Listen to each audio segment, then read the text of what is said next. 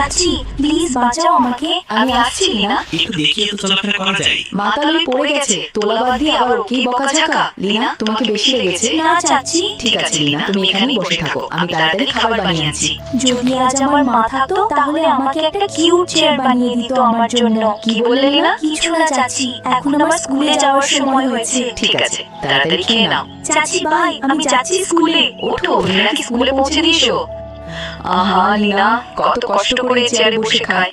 এখন লিনাকে সেই secret surprise দেওয়ার সময় এসে গেছে। লিনার চাচা, তুমি কোথায়? তুমি কি আমাকে রিকশার চাবিটা দিতে পারবে? এর ব্রেকগুলো সমস্যা আছে, তাই তোমার সাথে আমিও যাব। এতটুকুই বলে চাচি ধীরে চাচাকে ওই কাঠের কারখানায় নিয়ে আসে। চাচা একেবারেই বুঝতে পারছিল না চাচি কেন হঠাৎ করে এই কাঠগুলো বাড়িতে নিয়ে এলো। তুমি হঠাৎ করে এই কাঠ কেন নিয়ে আসছো? শব্দ করো না, লিনা শুনে ফেলবে। বন্ধুরা, আজ আমি গোপনে লিনার জন্য সেই চেয়ার বানাচ্ছি যার স্বপ্ন